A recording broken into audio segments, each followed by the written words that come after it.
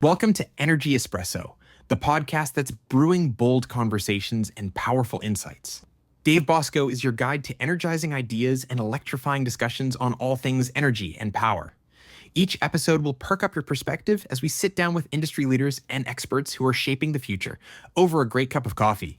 So grab your favorite blend, settle in, and get ready to stay fully charged. This is Energy Espresso. Let's get brewing. Good afternoon, everybody, and thanks for joining this week's episode of the Energy Espresso Podcast. My name is Dave Bosco, and I'm your host. And back in the saddle from about a little over a month being off. Have a couple other podcasts that are coming out prior to this one. But today we're in the Upright Digital Studios here in the Heights.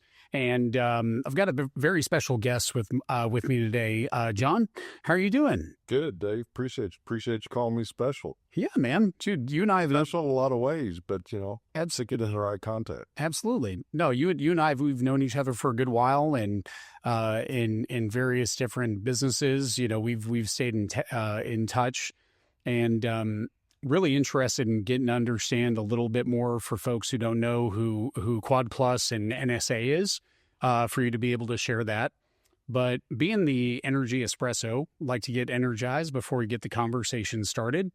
Today we're trying some of the house specialty here at the urban offices where the Upright Studios are located.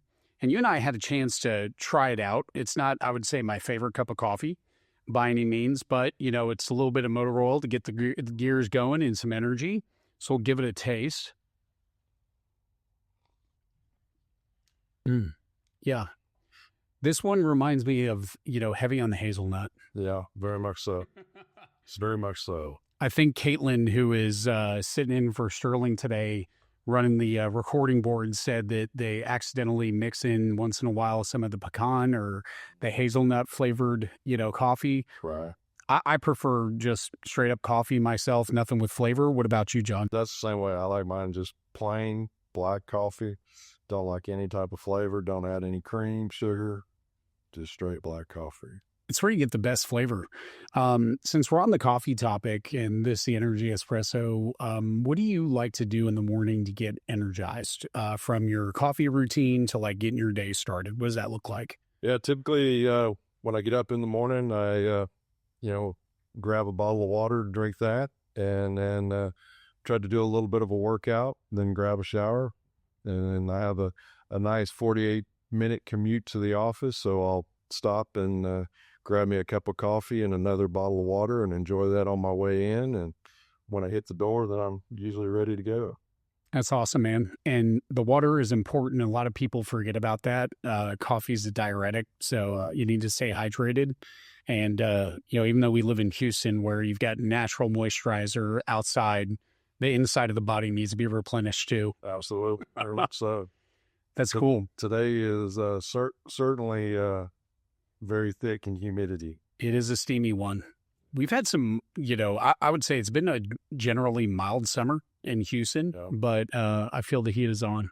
I saw there was a chance to get a little cold front, so fingers crossed. Well, but we'll be down to 9.5. Yeah, exactly. At least, instead of having to wear a muscle shirt, you can wear a T-shirt. Correct. Well, that's awesome. Well, John, why don't you introduce yourself and kind of, share for the audience, if they're not familiar with Quad Plus and NSA, who you are, what your position is, and what the company is. Okay. Sounds good. Appreciate it. Yeah. So I'm John Fischer, managing partner of National Service Alliance. This November will be our 20th year in business. And so, I joined the core ownership of Quad Plus to start a service-oriented business here in Houston. My background's always been in the oil and gas industry and offshore. And so I leveraged that as far as a way to kind of start up our business. And, we were very fortunate early on. We got contacted by an oil and gas company to provide some project management and engineering services right away. And so, there was two of us when we initially started, and we made the decision one would go on contract to help us with that instant revenue.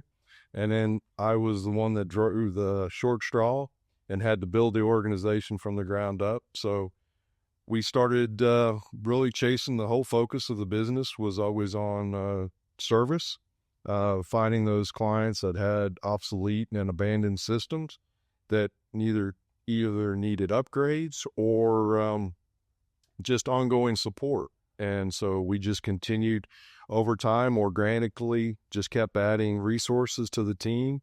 And then eventually we got into opportunities where customers would ask if we could supply them a third mud pump drive and go install it and commission it. Could we, at the time when we were getting going, the market was really tight for resources and also people that understood how to work in the oil and gas industry. And so, we were very fortunate. We got some really nice opportunities, built a few land rig, SCR, and VFD houses, and we just continued to build relationships with clients. And we expanded into doing retrofits for a variety of different systems. Then eventually it came into new build opportunities of all sorts of variety. We moved from, very small, I think it was like a 900 square foot office to a 3,000 square foot office into a 10,000 foot facility. And when we hit the 10,000 foot facility, I was like, man, this is going to last us a pretty good while because we got a lot of space to grow into it. It only lasted a few years, and then we were on the hunt for a larger facility. And so now today we occupy over 100,000 square foot of manufacturing and office space here in Houston. Plus we utilize our other resources and our collaboration and partnership with Quad Plus to help us in certain areas for manufacturing and engineering resources. That's awesome, man. And to unpack that a little bit, John, so you're in the electrification space. Absolutely. Primarily drives and distribution. Drives, distribution, automation, control. And for folks who aren't familiar with that, we've had a number of different companies and talked about drives on the on Energy Espresso. For folks that aren't familiar with what that is, for lack of a better term, you're familiar with a transmission in your car. It's how you adjust speed and are able to take that electric motor and make it work for various different modes and applications. It is simplest form, right, John? That is correct. What have you seen kind of biggest step function change wise from 20 plus years ago, which congrats on that, you guys hitting that here in November, to today? Is it more power? Is it higher voltages? Customers more educated or customers less educated? What are you seeing? Yeah, there's a combination of all those things. We have using medium voltage drives for applications that probably would not have been considered 20 years ago. The horsepower range of all the applications continue to go up, just much like your cars, right? Yep. So there's those higher horsepower demands. Everybody is focused on performance, reliability. And so there's always a challenge, at least in our space, footprint becomes a challenge. And so, trying to pack a certain amount of horsepower and capacity density within a certain footprint is a challenge. And then you have to deal with the cooling aspects of that, because as you convert AC power into a usable waveform that can drive an electric motor, generates a tremendous amount of heat. So you have to manage that in some capacity, whether that's air cooled or liquid cooled. So, there's been an increased adoption of using variable speed drives for applications for a variety of different reasons, whether it's reliability, performance. Typically what we see is everybody is trying to get more horsepower in a smaller footprint, and doing that the conventional way, let's say with, say whether it's diesel engines or it's gas recip engines, it becomes a real challenge. And so if you put a 5,000 horsepower electric motor next to a 5,000 horsepower gas recip engine, you'll see a pretty substantial size difference, right? So now it's just a matter of, okay, how do you adapt that to the application? Reliability certainly is a lot better. The cost of maintenance goes down dramatically. There's still maintenance required. Sure. So it doesn't go away. But it certainly is from a cost of ownership perspective. There's a lot of value that can be brought to the table for that.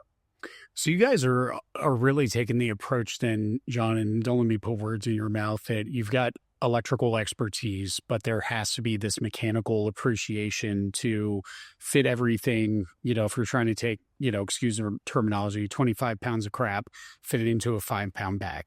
You can't just have, hose connections and radiators that are sitting outside of those boundary footprints. You guys have to be thoughtful about the way you integrate that onto trailers, skids. Is that accurate?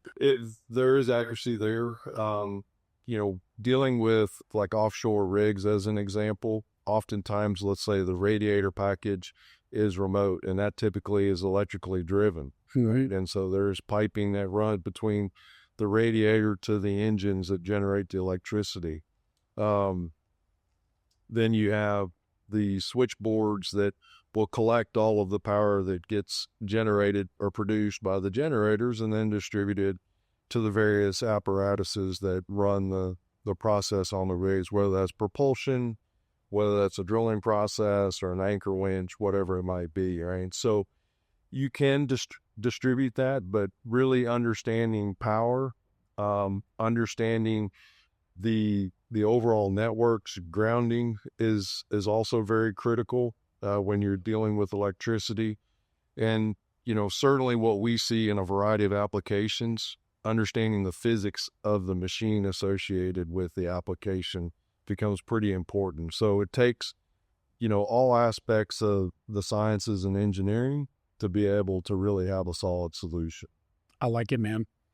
And what would you say today is your guys' main focus? Is it oil and gas, upstream, midstream, downstream, various different types of power applications? Kind of where are you spending most of your time today, project-wise? Most of our time today is being spent basically the output of the power generation all the way through whatever the process application is. So, we're working a few marine opportunities right now where, a customer has a challenge in the sense that they spend millions of dollars to do add-on systems to their diesel generators to meet emissions requirements. Well, what they found out is through the load cycling profile, that add-on solution isn't effective because it's not kicking in because the exhaust temperature is not getting hot enough. So now they're still not compliant with the regulations. So they're like, what do we do? And so now they're looking, saying, okay, we need to electrify this process and get to constant speed. Yep. So that, our variable loads can be controlled by drives of some sort, whether they're VFDs or whether they're SCRs. Yep. So, we're spending a lot of our time really heavy right now with the power focus and the distribution. We're working a lot with different power providers such as yourself that are, going after these opportunities where these behind the meter solutions are needed for a period of time, and they need to be able to transform that power from whatever the generator source is and getting it distributed to the load. Yep. So all basically the output of the power source through the load, we work with customers in a variety of different areas. We find where the value add is for us, and then we work with them where they can outsource, commodity items, I'll call them. Yep. We let them do that to avoid, additional cost for managing those projects. And then, we help in a lot of cases on the upfront engineering to do the power studies, load analysis, harmonic studies, interfacing with utilities where that's involved. Yep. So, we're all over the board in a lot of ways. And I don't mean to seem like we're taking a shotgun approach trying to see, which hook gets the biggest fish, but we are working to be as diversified as we can so that we can manage our business successfully and penetrate as many market opportunities as we can. So our focus has been in traditionally the oil and gas, marine and offshore, but we also work in the midstream and downstream side of the oil and gas industry. So, we're working with some customers right now where there's some electrification project in the midstream side. Yep. Right? And so we do a lot in downstream applications with some of the larger operators that are taking those products that are being pushed in the pipeline, and they're creating plastic pellets or, olefins, whatever it might be. And so we are heavily involved in those processes as well. Nice. Well, and look, I think most people think, power cares about what it's driving, right? But power is pretty agnostic to whatever it's feeding electricity to. What it sounds like you guys are doing, and I applaud that from a diversification standpoint, is, for me, that's not a shotgun approach. It's kind of seeing how the market's evolving, right? You've got a lot of industries that we're seeing today, from oil and gas, marine, mining, industrial applications, such as all the automation that's going to happen with onshoring of manufacturing, and then data centers. And it's all driving electricity demand. So I think being able to understand the broader scope inside of the marketplace and go, where is there similarities? Where is there differences? Like in an offshore application, you may have class 1, div 2 requirements.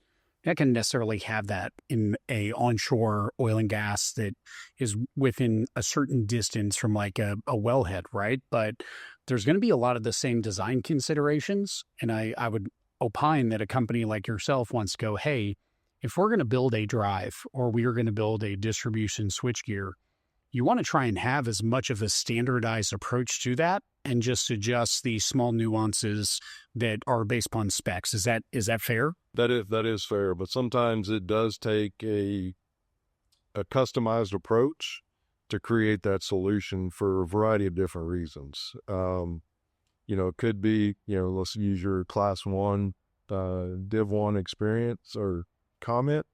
You see that very often in the offshore market, especially in the drilling and production platforms.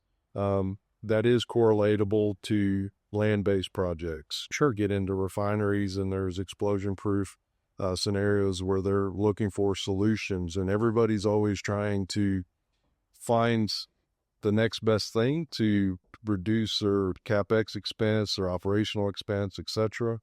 There's been a lot of solutions that have come out to the market that have achieved that.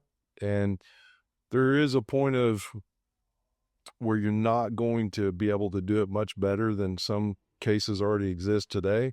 But everybody always wants to continue to push the envelope and see if they can try. An example would be getting a high horsepower medium voltage drive in a class 1, div 1 explosion proof enclosure that's not purged. Yeah. And that's a pretty difficult challenge to do. But, they want to see if they can accomplish it, right? Outside putting it in a vacuum. Yeah. And, the challenge with that is it doesn't make economical sense. Yeah, right? It's very expensive. Yeah. So you're better off running the motor leads and put the drive in the safer. Yep.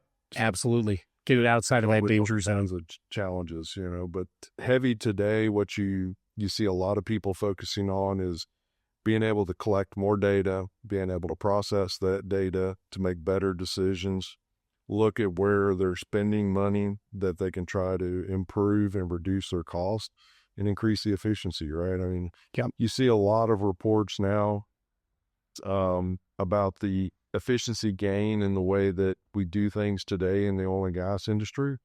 And so it's reducing their cost, right? So there's always that push to try to find ways. And through automation, through the electrification process, it's a great way to accomplish it. No, I agree, man. And you read my mind, because efficiency is kind of where I wanted to take the conversation next.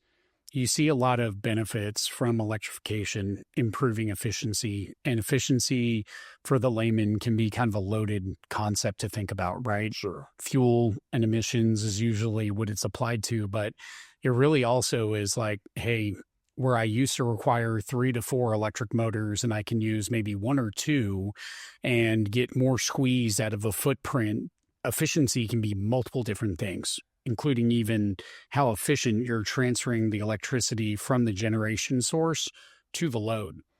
Are you seeing most clients get, educated on that piece of it, or is it all just attached to fuel in versus electricity out? And where does it end up at my terminals on my motor?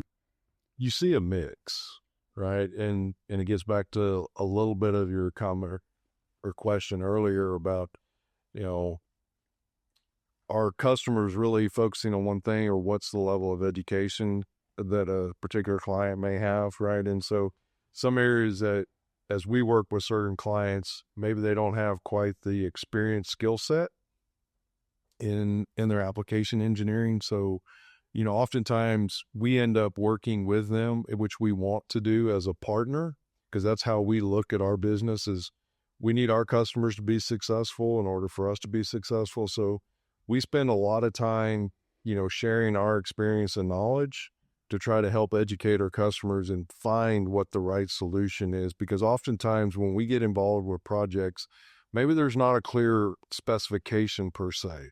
There's this objective that they want to achieve, but they need help getting that objective accomplished. And so, as you said, Jay, there's this fuel source, there's this load. How do we close that gap, right? And so we work with our clients to help derive whatever that solution might be. And it can be a mixture of a variety of different components. Could be from, hey, we need a medium voltage generator of a certain type and kind. We need certain type of switchboard, whatever the load source is. What's the automation? How do you measure the performance so that you maximize the efficiency and reduce the total cost of ownership? And so those are some of the challenges that we work with our customers to try to give them the best solution possible for the value proposition that we can give them. Yeah. And so that's more of a consultative approach where you go in there without a preconceived notion like, hey, most people focus on the widget, right? But you almost have to remove the widget from your mind and go, let's understand, what are you trying to do at the end of the day? And from there, work back to go, okay, this is really the best equipment or means to get to that work product. Is that fair? That is fair. That is very fair. Is that something that introduces a longer sales cycle for you guys, because you're not just ready to pull out the 6-shooter and go, bam, quotes on the table, this is exactly what you need? That is true, yes. Our sales cycle can be pretty long, and that's where we get into that diversification. So we try to do a blend of opportunities, some that are shorter sales cycle. Sure. We work with customers that do have a specification. They say, hey, I need to build this. And oftentimes they're making their decision maybe based on price and delivery timeframes, right? Sometimes we can be successful with that. Sometimes we can't. But our sales cycle on these engineered solutions can be awful lengthy. Got it. Longer than we want to be at times. Yeah. And I can appreciate that. That can be frustrating, but there's a certain amount of restraint, like good business restraint, that comes along with that. Cause you could do what other people kind of practice, which is like, yeah, we had a 5-minute conversation. You need X. Let's go ahead and get the paperwork done, sell it. But the customer is going to be disappointed at the end of the day. And without understanding the application, how the components work inside of that application, and address some of the concerns or, what's in it for me as a client, it can be, from a business standpoint, you want to generate revenue and you want to close deals, but you want to make sure you close the deals and actually positively impact somebody also. That is correct. Yeah. No, it goes back to what I said earlier, right? Our customers have to be successful in order for us to be successful and be around for the next opportunity. No, I totally agree, man. Kind of zooming out, John, something that I'm interested in is, how'd you start your career and get into this? Because you've been in the industry for a good while. You've built a really, fantastic business, have some very, noteworthy projects that have helped people out. Coming out of whether it was high school or college, or even as a young person, what made you want to get into the electrification space? That's a good question. And it's probably it'll be an odd answer. I didn't know exactly when I was growing up and going through school that I was going to go into the electrification space. I was very interested in engineering, and I worked my way through college into Calculus 3, and I had a professor that just was as dry as could be. And I was like, man, I'm not sure this is what I want to do for a living. So I got into business, and still very interested in solving problems and being able to create solutions. So I finished college with an ag business degree and a business minor. And I had a few opportunities when I graduated. I could go work a couple of different places. And one of the places I got an opportunity presented to me was coming to Houston and working in the shop in a systems integrator. And so, I was trying to decide when I was comparing the opportunities, saying, okay, where do I think I have the best opportunity for growth? And so, I felt like coming to Houston, getting into something that was outside of my comfort zone at the time, was probably the best decision for me. So I took that opportunity, joined that organization, went out in the shop, worked there for collectively, I want to say it was right at about 13 years that I worked for them. I started in the shop, worked all the way up to be the general manager. And then I left and joined forces to start up NSA. And so, didn't know it at the time and wasn't really sure. I was familiar with being able to do relatively simple wiring and troubleshooting on automobiles and tractors and houses and things of that nature. But, getting into complex electrical solutions was not on my radar at all. And, so I got the opportunity to move from the shop to procurement. Mm-hmm. Worked in procurement for a pretty good while, then ran the production floor, and then again, general manager. And so, it was an evolution. So my instinct paid off that where I thought I would have the best opportunity for growth was going to be here in Houston. And it just coincidentally turned out that the company I joined was in the systems integration business. And at the time they were doing marine propulsion systems for some ferries. Yep.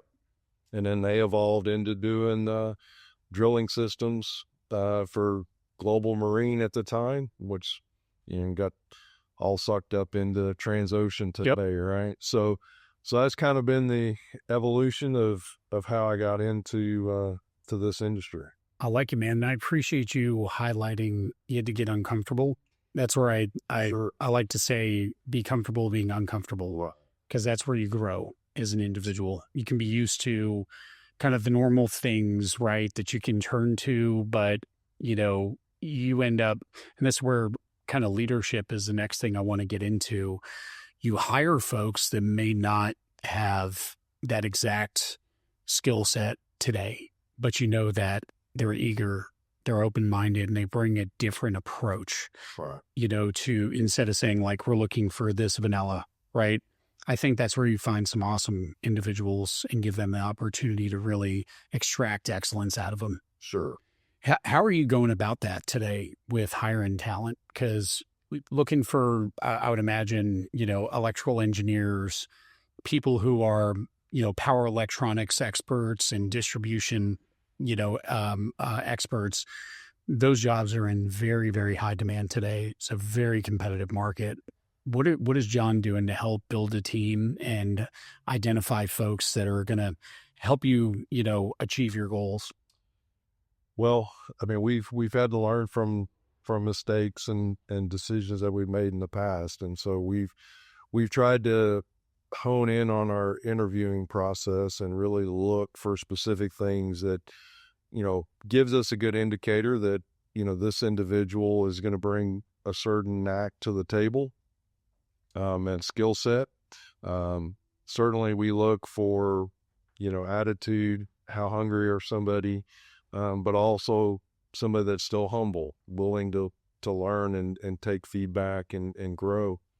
And so it is a challenge for sure. And we do constantly we're always on the lookout for the right person, whether we're really in the need of a particular resource. Because what I've found over my years is if you need a resource today, you're too late. Yeah.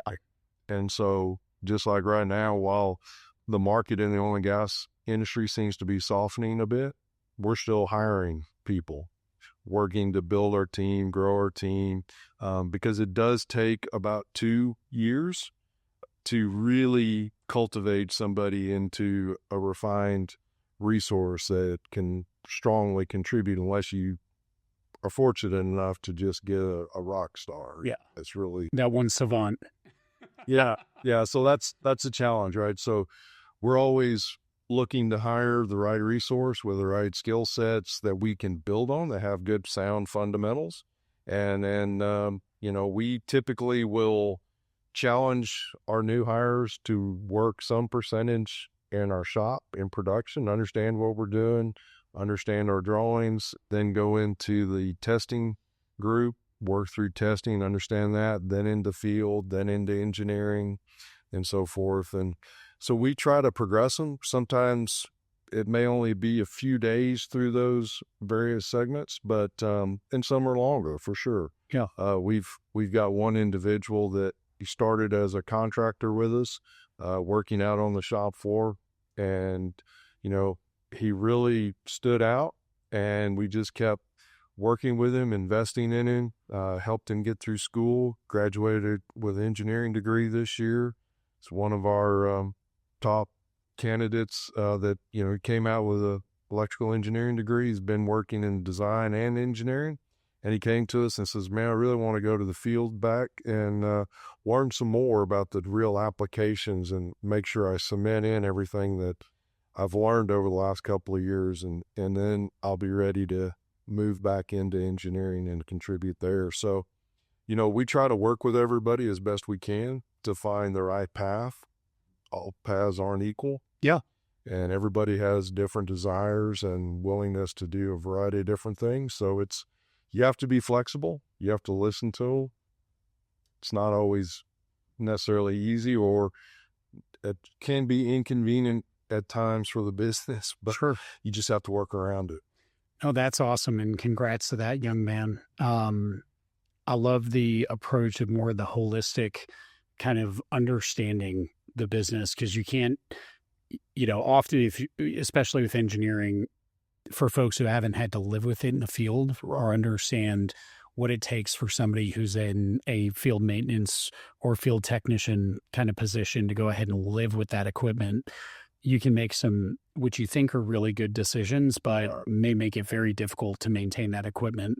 That's an awesome approach where I think you get a much more well-rounded engineer, and they go, hey, there's somebody I have to be thinking about when I design this equipment or how it's going to be set up in the field. Because, part of that efficiency that we talked about, earlier, is equipment does need to be maintained, and you want to make sure it's an efficient process when it is maintained. That's really cool. Yeah, we've had scenarios. We've got one specific scenario where we hired a young man straight out of A&M, worked his way into our engineering group. He was with us about 8 years. For family reasons, he needed to move to East Texas, and so he left our organization, went to East Texas, and he took a role at an industrial facility. And so he had a different viewpoint of what really the maintenance and operations team needed from drawing standpoint. Yeah. We were fortunate enough to recruit him back a few years later, and so he works for us today. And now he has a different perspective when it comes to drawing set, this documentation, and I've had a customer relate our drawings to how they do their drawings, and the customer would tell us, well, we draw for our team to build. You guys draw to understand what the system's doing. And so you got to try to find that blend of, you need to be able to build it, you need to be able to understand it so that you can troubleshoot it and support it. So it's a bit of a challenge sometimes to bring those two things together. Absolutely. That the way that you approach it with that young man and this other gentleman that you're talking about, that full circle, he was able to come back. That's really satisfying from a leadership perspective. At least for me, imagine, sounds like it's the same for you. Right. Getting to see that person kind of gain that knowledge over time. The loyalty that not only creates from an employee to a company, but a company to an employee is a pretty strong bond. On that piece, John, what are you guys seeing as like your tenure of employees that are part of your organization? Folks pretty much stay there for a good part of their career, or have you seen some attrition rate kind of play? Yeah, I mean, we have some attrition. I mean, we do get challenged from time to time. I mean, the market is competitive. And so, you do have folks that, are seeking to provide a better quality of life for their family. And so they do need to make certain decisions because of that. And so, we certainly understand. But I would say as a general rule of thumb, I mean, we have individuals that have been with us. I've got one individual that's been with me right at about 18 and a half years. That's awesome. And I would say probably on average, probably 8 to 10 years right now is kind of our median of personnel that have been with us. Could be a little off on that, but it's really solid. It's we have a good tenure with our staff. And it's not just because we run kind of an interesting business model, but we also use a lot of subcontractors. Yep. And they've been with us just as part of the organization as those that have joined us as a full-time employee. So, everybody that joins the team, we look at them as family. And so we try to treat everybody equally. It's a really good culture.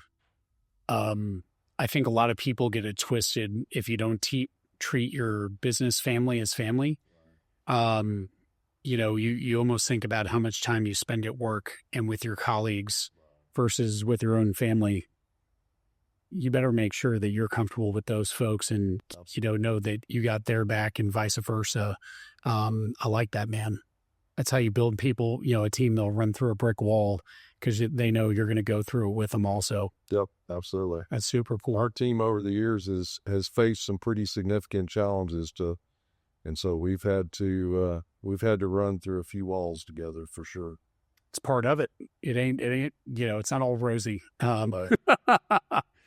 What's been something that you've been seeing with younger generation, kind of cultural differences? Because spoke with a lot of leaders on the podcast, and I'm not a big fan of like putting people in a box generationally, but you end up having these kind of like generational pieces come into play. How have you guys been managing that with the younger group that probably has super high intelligence, very, very much so used to living in the digital and computer world, getting into a business that requires hands-on as well as also some abstract thinking? Yeah, I mean that's a ever-changing and adapting side of the business of trying to work with the generation gaps. I think when I was asked a similar question not long ago, and we have 4 generations of individuals that work in our company, and so it's when you really kind of evaluate that, you have to view every one of them a little bit differently. Yep. And what's important to Generation X is not the same to Gen Z, and so you have to figure out how you manage that, and they don't always align, and it's very challenging for sure. What we try to do is find what works best for them, what is the company's needs are, and then as long as we can find that alignment, that's how we try to approach it. That's awesome. So it's customized kind of as to what's important to what I've found over the years both. Is you have to be flexible. Yeah. Right. And believe me, I've tried putting square pegs around holes, and it usually doesn't work. So, or at least I've never been able to make it work. Maybe you have. No, definitely haven't. So, So we always try to find, okay, what can we do? It's a talented individual. They bring value. They enjoy what they do. Okay. And we have learned as an organization that sometimes, maybe there's a particular individual with a specific skill set. Maybe we're looking at it incorrectly, and maybe there's a different view, and maybe we can take and say, well, maybe there's some opportunity with their skill set that we might be able to generate a vein of business out of that. Right? Yep. And we have some in our organization where we have found that, hey, there's opportunities there, and let's go see if we can make the most out of it. And they enjoy it, and it benefits the organization as a whole. And as long as we can tie it all together, then we try to do that. That's awesome, man. Having agility, for lack of a better term, or flexibility, as you said, when working with employees, I think that's how you end up having a pretty diversified group of individuals, and also achieves kind of that piece where you get individuals that look at a problem differently. Right. That's one of the cool things of, the variety is the zest of life, right? If we're all the same, like John and Dave, it's going to be a damn boring world. Absolutely. That's really cool. What are you guys seeing on the forefront that's new or exciting? And if obviously there's things you can't talk about specifics, but in more generality, do you see yourself transitioning as a business into, some more of these stationary long-term installations, or have you guys already been, kind of establishing yourself as a service provider and manufacturer to those other segments, like data centers, for example, right? Yeah. So, as I said earlier, we're agile in a lot of ways. And so, from our standpoint, we do a lot of different things. So we provide engineering services. We do contract manufacturing. We can be an electrical OEM, a solutions provider, or systems integrator. So where I see us going in the future, we still have to maintain a certain amount of that electrical OEM mindset, with the desire to have a product that can be built on a repeatable fashion for specific applications. Then there's that systems integrator, which is a much more challenging business roadmap because there's a lot of variables, time's never on your side.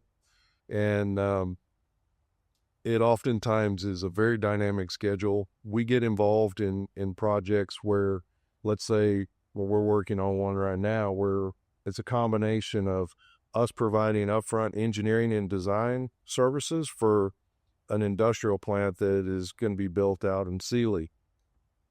So we're in that front end phase, but then we're also in the equipment supply phase of quoting the needs for their power distribution. Then we have the control aspect for the machinery that they're bringing in to run this process. And then there's the overall integration to assist in the installation and connectivity of everything. Yep. And then you add the layer of automation and controls on top of it. So, we see probably the bigger long-term picture is going to be more in fixed installations, or I'll say maybe as the term I've been starting to use more frequently is transportable, because there's a lot of the discussion about certain things, data centers as an example, being somewhat modular. Yep. And so while they're not mobile, they're with the mindset, hey, they can be set for a few years. We can move them when utility comes to town and brings us the necessary power available. So we see what I'll say is more land-based fixed installation. And then, the evolution of where we're going to go with power generation, I think is going to be fairly exciting as, new technology comes to the forefront. There's a lot of talk about pushing to get nuclear out there. Yep. I think that'll be very interesting. The interim, there's going to be a heavy demand with natural gas power generation. and effectively everything and anything in between, right? Yep.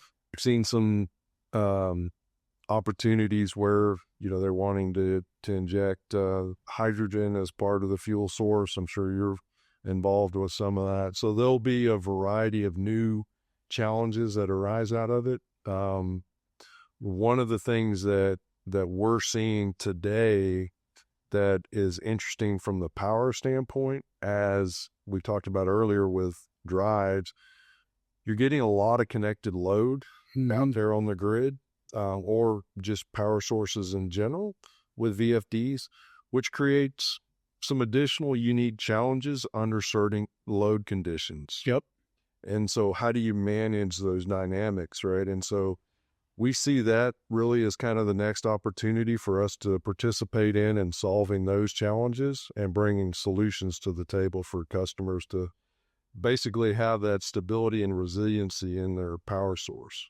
I like that, man. And so if I think about that, and if you can't share, totally understand. Is this more with operating VFDs and drives in an inefficient kind of state that create excessive harmonics, or is that more of like what I guess you can unpack? Well, yeah, I mean, you have a tremendous amount of megawatts that are connected to a line, right? And as you get further and further from the power generation source, the line voltage get some sag. Yep, has a much bigger tendency to sag, and if you unload very quickly, then you can see some pretty heavy voltage transients that can cause damage not only to the equipment there locally, but also can have an upstream effect and cause disturbances. And, when you're connected to the utility guys don't like that very much. No, there was a steady eddy. Yeah. So there's some challenges where we see some opportunities that we can apply some technology to help make those scenarios more robust. We'll have to catch up on that offline. That sounds super fascinating and something that I believe a lot of people aren't thinking about. Right. More of these cause and effect issues that happen without grid power being there. Folks are trying to react very quickly and say, we gotta fill a gap, right? We need power. When they go and get that power and it doesn't behave like the grid does, and they can't just pop up substations to interconnect their distribution network to the grid, a lot of these other, issues, and I would look at them as opportunities to solve a problem, start popping up. That's pretty cool. Right. That's pretty cool. You, sounds like you're probably like myself, you're bullish on natural gas. Mm-hmm. And the specter of nuclear with SMR, so you touch on that. What do a lot of people are talking about SMRs are right around the corner. Everything that I'm seeing is they're not. They're going to take some time. But the fact of the matter is you guys are building the customer infrastructure to handle voltage and current. Whatever the power source is in the future, even if it's 1,000 people stacked up on Pelotons, you're setting it up so that they're agnostic on whatever the power is going into their facilities, correct? Correct. What are some other really interesting or novel spaces that you've been seeing customers talk about? And again, is high level as you want to stay, that are pretty disruptive that you're seeing today, John? Yeah, I mean, there's some opportunities that we're working on right now. As an example, we're doing DC transmission. I love it. Is an area that I just hear Edison roll over in his grave. That's a direction. And we were involved in a project years ago where a customer did that throughout a drilling vessel. Yep. And it brought challenges to the table that had to be dealt with. But we're seeing that as technology has improved, software has gotten better, processing's gotten faster. So you can manage the DC bus more in a stable fashion than you probably could 20 years ago. Yep. But we're seeing that come to fruition where we've got a couple of projects right now where customers saying, I want to look at having a DC bus distributed throughout my plant, and I just want to, pull off with inverters and create my necessary AC supply, and don't have to worry about the necessary harmonics and so forth. So frequency and voltage diffs, like it makes the distribution side of it just you're delivering that as well. For sure, but we're seeing that as a potential disruptor coming forward as more installations will put in place, and you also get more experience out there. I love it. I've always thought DC, outside of what you have in, your vehicles, and not only on like lower voltage DC, but, going up to higher voltage DC in energy storage systems. It's been an underutilized method of transmitting electricity. It's gonna be really cool to see how that ends up coming to fruition, because there is a ton of benefits. Obviously, some challenges you have to be able to solve for, but I think it cleans up the distribution piece of it if the customer builds the infrastructure properly, right? Wireless for sure. That's super cool, man. Do you guys see yourselves evolving as a business continuously over time? Because I always, wonder and you've got a multifaceted business, right? Where you're doing front-end engineering, you're manufacturing and integrating products, and then you're servicing it in the field. Do you see at a certain point where the service business becomes a lot more of a focus of doing those upgrades and retrofits, or do you see it always kind of being a blend?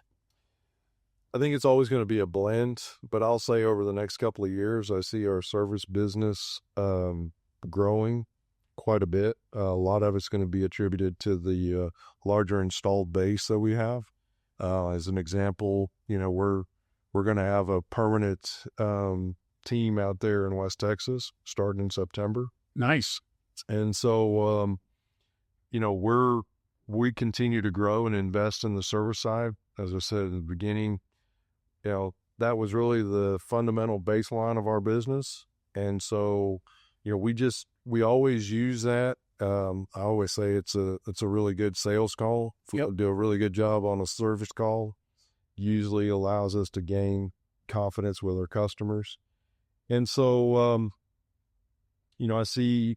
I can see over the next few years that our service business is probably going to become close to 40%.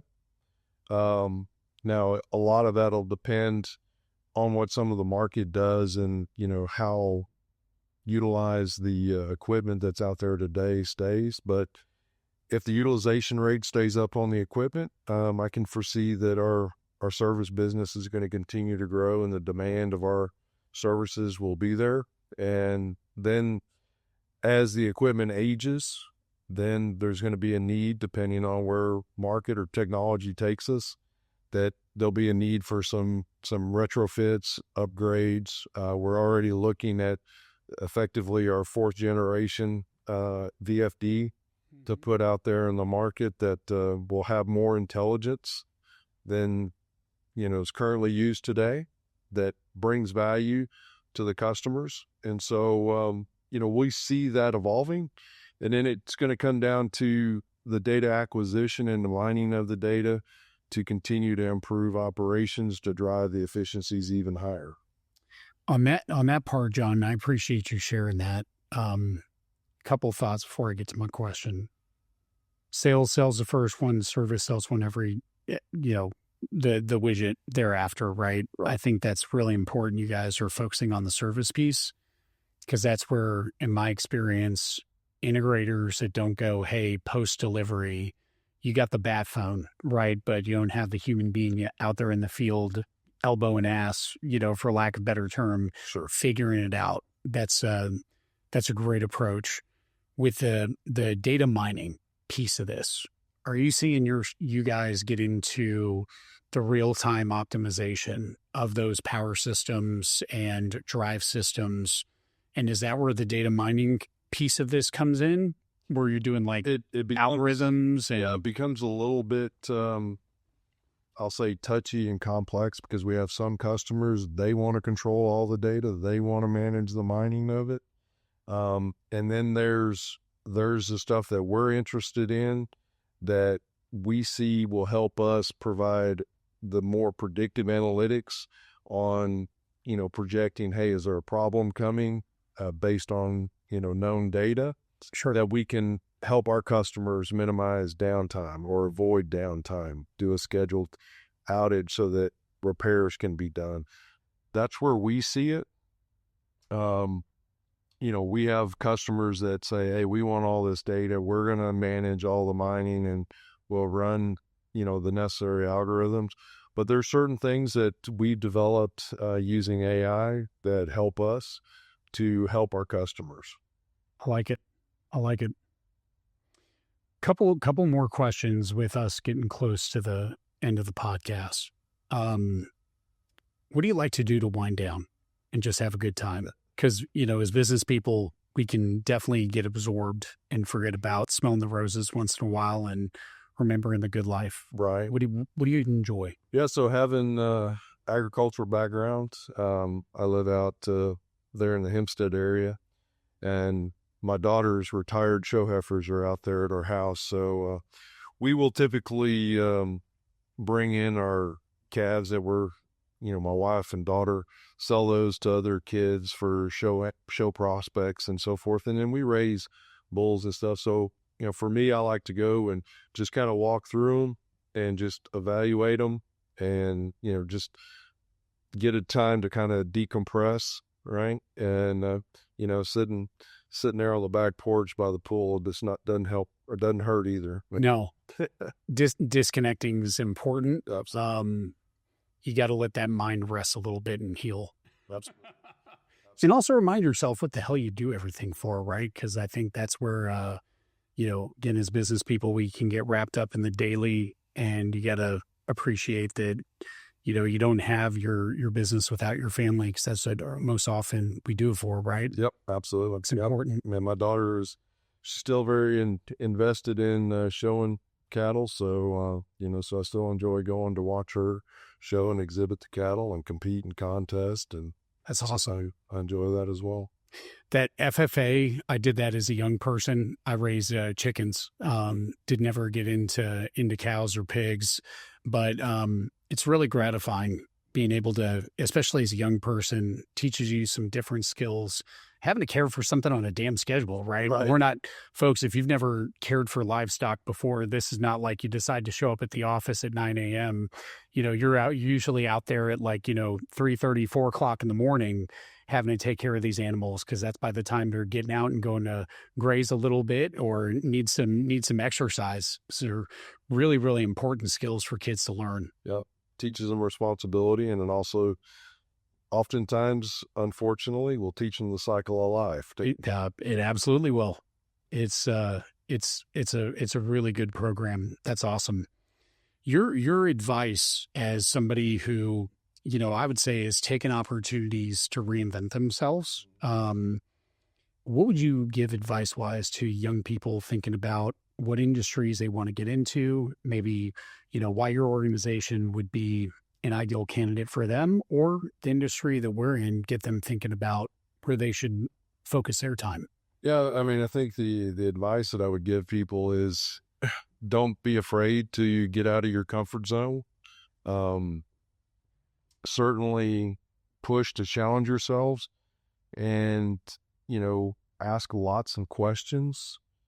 Don't be afraid to make mistakes, because you're going to make them and you're going to learn from them. So I think you have to be willing to go at risk having a failure or two, because that's where you're going to learn the most. And, I think all of us have heard remarkable stories about people that have gone through some terrible hardship and come out the other side way better off than they were before the hardship. So, as far as, trying to make a decision about, should you participate in this industry, I think, one, you really need to ask a lot of questions. You need to understand the value that the industry brings to the overall global economy and everything that the world benefits from the industry, that oftentimes there's a huge misperception about that. Yep.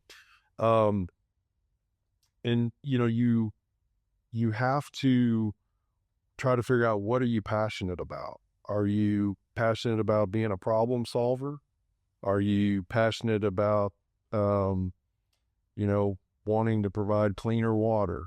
And I know, there's different opportunities, in the oil and gas industry. We have processed water. Yep. And how to manage that, and the saltwater disposal side of things. And there's opportunities there. And so there's a way to bring everything together. And if you tie your passion, your grit, your attitude, your willingness to ask questions, willingness to make a mistake, you can go a long way. I love it, man. That willingness to make a mistake. A lot of people get down on themselves for failure, but it's like, fail forward. That's right. You never would have, I think, in many people's experiences that have developed really cool technologies, innovative, disruptive services, they would have never hit that failure point. They would have not made a decision to design it the way they had. And, don't look at those as opportunities where, you failed, right? You haven't done it yet. You learned something new. Attitude is everything. Oh, absolutely. Absolutely. That's really important. Well, John, I really appreciate you coming on the Energy Espresso. It's an awesome conversation, man. I hope that we can have you back to, I think it'd be cool for us to, as equal geeks. I believe we kept it tame on this conversation, but I love chatting with you, and you got a brilliant mind, and I love what your company's doing. And we'll stay in touch on the podcast and measure how things are going over the next couple of months and year, if that's cool with you, man. That works great. Very appreciate the invitation. Pleasure. And if folks want to get in touch with you, what we're going to do is cross-link your company's LinkedIn as well as your LinkedIn profile. And, folks, I would say if you're interested in reaching out to John, feel free to go ahead and reach out. We'll post his information. And that way, if there's people who are interested in what you guys are doing, they can kind of reach out and learn some more. Sounds good, girl. I appreciate it, Dave. Pleasure, my friend. Good seeing you again, Brian. Good seeing you. Appreciate everybody joining this week's episode of the Energy Espresso. Again, my name is Dave Bosco. We had John Fischer with Quad Plus and NSA on the podcast today. And don't forget, folks, most of us start our day with having a cup of coffee to get energized and get the day started.